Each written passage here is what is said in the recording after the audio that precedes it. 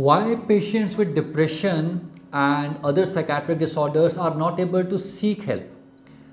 Many times I have seen in my practice that patients come and say that, doctor, I have been having these symptoms for quite some time now, but I did not feel like coming to the doctor. Or more oftenly, the family members come and complain that we have been asking him to go and meet a doctor, but he simply refuses, or he has been simply refusing.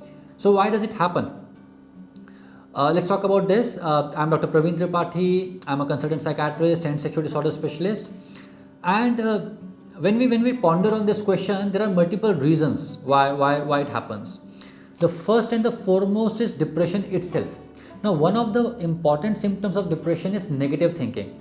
Everything around the patient starts appearing negative.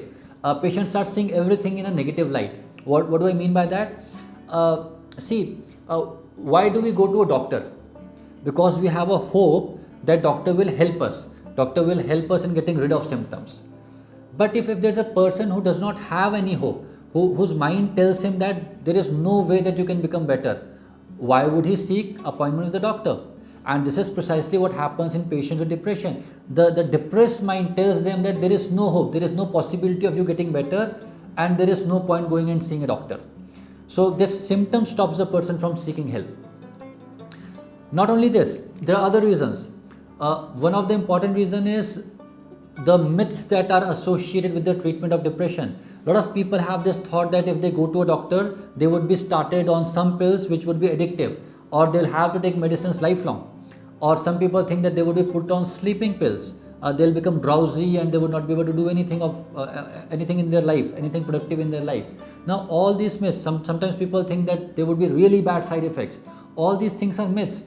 This is not true at all. But because people have been hearing these things for so long, they get so ingrained in your mind that you start believing them. Now, these myths also stop a person from seeking help. But again, let me say, these are myths. These are not realities. Nothing of this sort happens.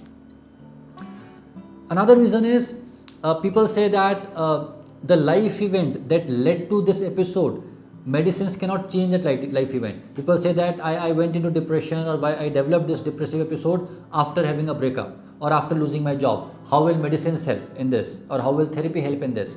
Now see, you have to understand that there are triggers for depression. Say you lost your job. That led to some amount of sadness, some amount of lethargy, some amount of sleep disturbances. But in case you develop depressive episode, that depressive episode multiplies these symptoms by say tenfold. Now when you take treatment, of course the life circumstance won't change, but this multiplication of symptoms that has happened, at least that can be taken care of, that can be removed. And once your symptoms become lesser, you are able to take care of it, you are able to handle things in a better manner. So this is what medications do, or what therapy does. Apart from this, another important factor which is quite unfortunate is people start doubting themselves. People often say that, am I really depressed, or is it that I am just being lazy? Or they say, am I really depressed, or is it that I am not putting enough efforts? And it's very unfortunate, because you are having a problem and at the same time you are doubting yourself that, do I really have that problem, or is it just a figment of my imagination? And that again stops people from seeking help. And lastly, but in some cases the most important factor is the attitude of your family members or friends. Many times family members carry the same myths, they carry the same biases against the treatment that are prevalent in the general population.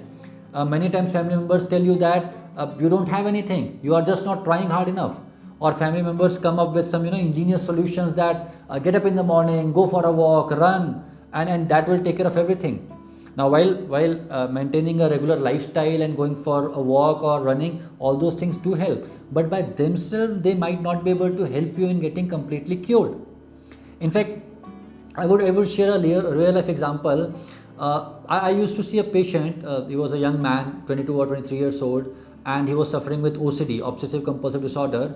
And he used to come to me in the OPD along with his father. Now, the father was a nice guy, a genuine guy, and he was also concerned about the health of his child. But the father carried a lot of myths. The father would, in every session, he would insist that the boy is not trying hard enough, and medicines are not so important, therapy is not so important, he has to put real efforts, the onus is on him to get better. And at times he would try to make the patient feel guilty.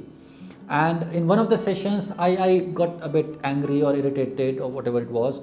And the father was wearing glasses, he was wearing spectacles. And I asked father that, sir, you are also wearing glasses. It appears that you have some refractive errors, that your eyes are not functioning properly. The solution that you are giving to your son, why don't you apply that to yourself? You start walking and you start running and you start getting up at the time, and get rid of the glasses. If it is in the hand of the person, it's only, then you can also put some efforts and try to get rid of the glasses.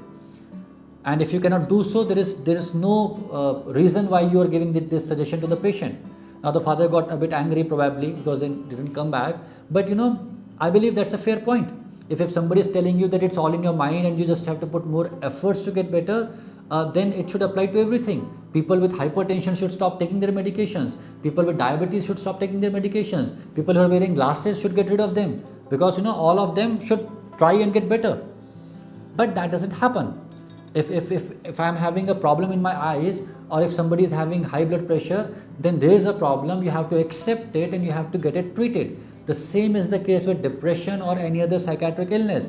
If there is a problem, you must get treatment, you must get medications, you must get therapy, and we should not make the person feel guilty that you are not trying hard enough.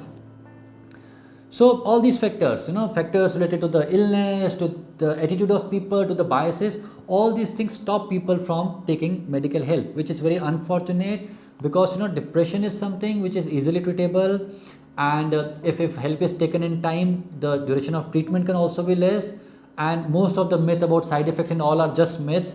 Medications do not cause such side effects. Even if there are side effects like acidity or nausea, those can be taken care of easily. It's not a big deal.